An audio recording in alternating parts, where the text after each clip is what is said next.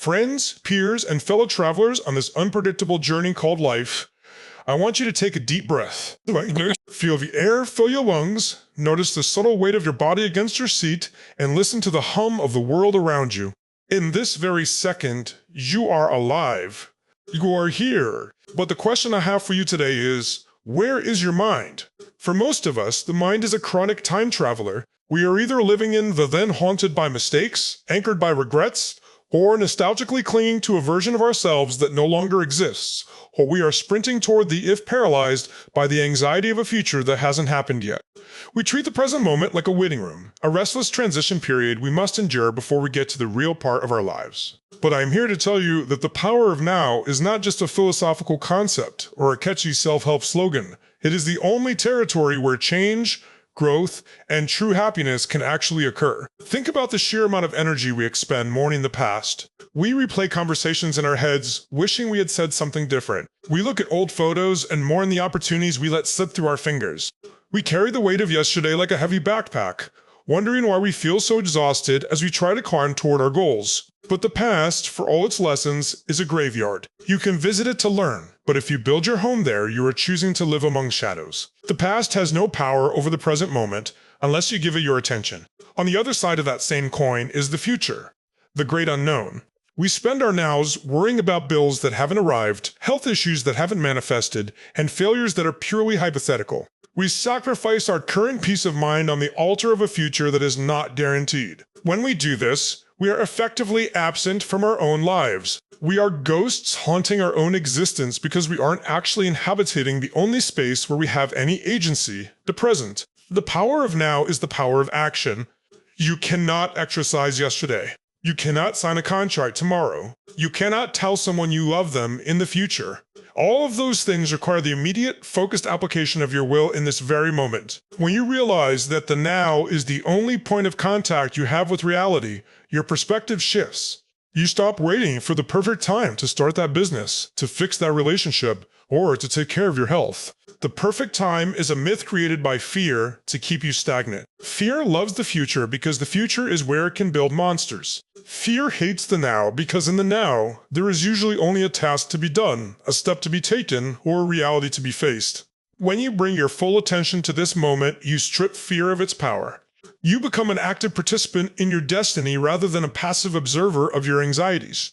Look at the world around us. We are living in an era of ultimate distraction. We have devices in our pockets designed to pull us out of the present and into a digital void of elsewhere. We are constantly checking notifications, looking at what others are doing, and comparing our now to someone else's highlight reel. This creates a fragmented sense of self. We are never fully anywhere. We're at dinner with friends, but looking at our phones, we are at work. But thinking about the weekend, we are on vacation, but worrying about the emails piling up. This fragmentation is the thief of joy. The power of now is the antidote to this modern sickness. It is the radical act of reclaiming your attention. When you give your full presence to the person speaking to you, the quality of that connection transforms. When you give your full presence to the task at hand, the quality of your work reaches levels of excellence you didn't know you were capable of. Presence is the ultimate form of respect for yourself, for others, and for the life you've been given. Consider the athlete in the zone. When a basketball player is about to take the game-winning shot, they aren't thinking about the missed free throw in the first quarter, nor are they thinking about the trophy ceremony. If they do, they miss. They are locked into the now. The ball, the rim, the breath, the movement. It is a singular point of focus where time seems to disappear. This is what psychologists call flow, and it is the peak of human experience. You don't have to be a professional athlete to find this. You find it when you stop resisting the present and start embracing it. The now is where your strength is. It is where your intuition speaks loudest. It is where you find the courage to say enough is enough and change the trajectory of your life. Every great achievement in human history was once a series of no's executed with intention. The pyramids weren't built in a day. They were built one stone at a time, in a succession of present moments where someone chose to do the work. So, I challenge you to stop treating your life like a dress rehearsal. This is the main event. This breath is the main event. This choice is the main event. We often think that happiness is a destination we will reach once we get the promotion, find the partner, or lose the weight. But if you cannot find a way to be present and grounded now, you won't be able to enjoy those things when they arrive anyway. You will simply be looking toward the next thing, and the next, until life has passed you by. The power of now is the realization that you have everything you need to begin. You don't need more information, more money, or more time. You only need the awareness that this moment is your only true possession. Guard it fiercely. Use it wisely, because once it's gone, it becomes the past, a place where you can no longer plant the seeds of your future. In this second phase of our journey together, we must confront the most insidious enemy of human potential, the procrastination of the soul. We often think of procrastination as a minor habit, a simple delay of chores or paperwork, but on a deeper level, it is a rejection of the present moment. When we say, "I will start tomorrow," what we are really saying is that this moment, the only one we actually possess, is not good enough, or that we are not yet enough to meet its demands. This is a dangerous lie. The soul procrastinates when it is afraid of the now, because the now requires accountability. In the future, we are all perfect versions of ourselves. In the future, we have more discipline, more courage, and more energy. But that version of you is a ghost. That version of you doesn't exist. The only version of you that can actually change the world is the one sitting in your chair right now, flawed and tired as they may be. The power of now is the only tool that can break the chains of someday. Think about the dreams you have tucked away in the back of your mind. We treat these dreams like fine china, too precious to use, kept behind glass for a special occasion that never seems to arrive. We tell ourselves we will pursue our passions when the kids are older, when the mortgage is paid, or when we feel more ready. But ready is a feeling that rarely comes before action. It is a feeling that is forged within the action itself. The mechanics of momentum dictate that movement creates its own energy. When you choose to act now, even in a small, seemingly insignificant way, you disrupt the static of hesitation. You send a signal to your subconscious that the time for observation is over and the time for manifestation has begun. The now is a narrow gate, but it is the only gate that leads to a life of consequence. We must also understand that the now is where our resilience lives. When we look at a massive mountain of a problem, we feel overwhelmed because we are trying to solve the entire future at once. We are trying to figure out how we will survive next month or next year. But you don't have to survive next year right now. You only have to survive this minute. You only have to make the next right choice. If you are in pain, if you are struggling, if you feel like the world is crashing down around you, the power of now is your sanctuary. It narrows your focus to the immediate step. Can you take one more step? Can you finish this one task? Can you breathe through this 1 minute? When you stop projecting your fear into the endless what-ifs of next week, you find a hidden reservoir of strength that was being drained by your anxiety. The present moment is always manageable. It is the imagined future that breaks us. This brings us to the concept of the illusion of time. We act as though we have an infinite supply of it, but time is the only resource that is non-renewable. You can lose money and make it back. You can lose a job and find another. You can even lose your health and recover it, but you cannot recover a wasted moment. Every now you spend in anger, every now you spend in comparison, and every now you spend waiting for permission is a now that is gone forever. This isn't meant to frighten you, but to wake you up. The power of now is a call to urgency, not the frantic urgency of stress, but the calm urgency of purpose. When you value the present, you stop settling for things that don't serve your growth. You stop giving your precious attention to petty grievances and trivial distractions. You begin to treat your time like the gold that it is. Consider the nature of change. Real transformation never happens in the future. It doesn't happen when you reach a milestone. It happens in a microscopic now when you decide to think a different thought, or when you decide to say no to an old temptation. Every habit you have, whether good or bad, is a tree that grows in the soil of the present. If you want to change your life, you don't change your life. That's too big. You change your now. You change what you are doing in this current hour. You change the way you are reacting to the person in front of you. Success is nothing more than a long string of nows that were handled with intention. If you take care of the nows, the years will take care of themselves. The power of now is the realization that you are the architect of your destiny, and the bricks are being laid this very second. Furthermore, we must address the poison of waiting for happiness. We have been conditioned to believe that happiness is a reward for future achievement. I'll be happy when I get the house. I'll be happy when I find the one. This mindset turns the present into a desert that we must cross to reach an oasis. But what if the oasis is a mirage? What if, when you get to the house or the job, your mind simply creates a new then to strive for? This is the treadmill of the ego. The power of now invites you to find the beauty in the process, not just the prize. It invites you to find satisfaction in the effort, in the struggle, and in the simple fact of being. Happiness is not a destination. It is a frequency that you tune into in the present moment. It is found in the taste of your coffee, the sunlight on the floor, and the work that challenges you. When you stop postponing your joy, you become unstoppable, because your fulfillment is no longer dependent on external conditions that haven't happened yet.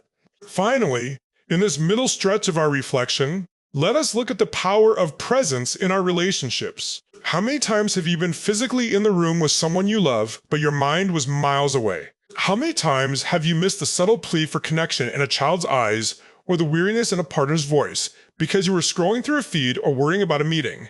The greatest gift you can give another human being is your absolute presence. To be fully now with someone is an act of love. It says, "There is nowhere else I would rather be, and nothing more important than this moment with you." This is where the power of now becomes a healing force.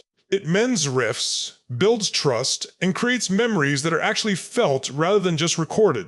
When we are present, we are truly alive to the people around us, and that is where the richness of life truly resides. As we move into this final movement of our shared reflection, we must address the ultimate liberation that comes from mastering the now. This is not just about productivity or being a better worker, it is about the spiritual freedom of no longer being a prisoner to your own mind. Most of human suffering stems from a refusal to accept what is happening right now. We resist the rain, we resist the traffic, we resist the difficult emotions, and in that resistance, we create a second layer of pain. The power of now begins with a radical acceptance of the present moment. This doesn't mean you shouldn't strive for change or work toward a better future. It means you stop fighting the reality of this exact second. When you accept the now as it is, you stop leaking energy into complaints and start channeling it into solutions. Acceptance is the foundation of power. From a state of presence, you can see clearly, act decisively, and move through the world with a grace that is impossible for those who are constantly at war with their current circumstances. Think about the concept of identity. We often define ourselves by our history, the things we have done, the traumas we have endured, the labels others have placed upon us. We carry our past like a heavy cloak, letting it dictate what we think we are capable of today. But in the now, that cloak can be dropped. In this very second, you are not your past. You are the consciousness that is experiencing this moment. You are the space in which life happens. When you dive deep into the power of now, you realize that you have the authority to redefine yourself at any moment. You are not a failure because you failed yesterday. You are a person who is choosing their next move right now. The present is a constant reset button. It is a continuous opportunity to be who you want to be, regardless of who you were 5 minutes ago. This is the ultimate form of forgiveness, forgiving yourself for the past by choosing to be fully alive in the present. This shift in awareness leads us to the end of lack. Most of us live in a state of perceived scarcity. We feel we don't have enough time, enough money, or enough love. But scarcity is a future-based or past-based thought. If you look at this exact moment, this very breath, is there anything missing? In the absolute now, you are breathing, you are thinking, you are existing. The now is always whole. When you tap into this wholeness, you move away from a life of getting and toward a life of being. You realize that the peace you've been searching for isn't at the end of a 10-year plan. It's underneath the noise of your current thoughts. By quieting the mental chatter about what happened or what might happen, you reveal the underlying stillness of the soul. This stillness is not weakness. It is the eye of the hurricane. It is the place of maximum power from which you can observe the chaos of the world without being swept away by it. Now, let us talk about the legacy of a life lived in the now. When we reach the end of our journey, we will not look back and see a solid block of time. We will see a collection of moments. The quality of your life is simply the average quality of your nows. If your nows were filled with distraction, worry, and avoidance, then your life will feel like a blur of missed opportunities. But if your nows were filled with presence, intensity, and connection, then your life will be a masterpiece. We're all artists, and the present moment is the only canvas we ever get. You cannot paint on the canvas of yesterday, and the canvas of tomorrow hasn't been stretched yet. You have only this square inch of the present. What will you put on it? Will you smear it with the gray paint of anxiety, or will you use the vibrant colors of courage and gratitude? Every second is a stroke of the brush. The world will tell you to hurry.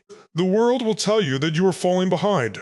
The world will try to keep you in a state of next thing, always looking for the next thing to buy, the next task to complete, the next high to chase.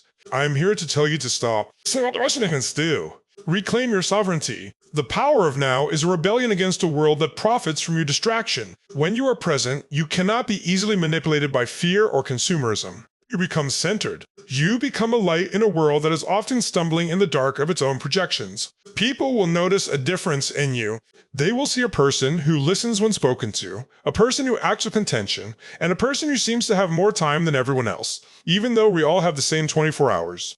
This is because presence expands time. When you are fully in a moment, that moment becomes deep rather than just long. As we conclude this call to greatness, I want you to make a pact with yourself. This is the final call to action. From this moment forward, when you catch yourself drifting into the then or the if, gently but firmly pull yourself back. Use your body as an anchor. Feel your feet on the earth. Notice the colors around you. Remind yourself, I am here now, and this is enough. Do not let your life be a series of postponed joys. Start the project now. Write the letter now. Forgive the debt now. Take the risk now. The now is the only place where the divine and the human meet. It is the intersection of your potential and your reality. The clock is ticking, but don't let that sound fill you with dread. Let it fill you with purpose. Each tick is a reminder that you have another chance to be great, another chance to be kind, and another chance to be truly, vibrantly awake. The power of now is not a gift given to a chosen few. It is a fundamental right that you have been ignoring. Step out of the shadows of your memory and the fog of your imagination. Step into the bright, clear light of this moment. This is your time. This is your life. And it is happening right. Now, go out into the world and don't just exist in it, inhabit it. Be the person who is actually there. Because the world doesn't need more people who are getting by. It needs people who are fully alive, fully present, and fully aware of the magnificent power of the now.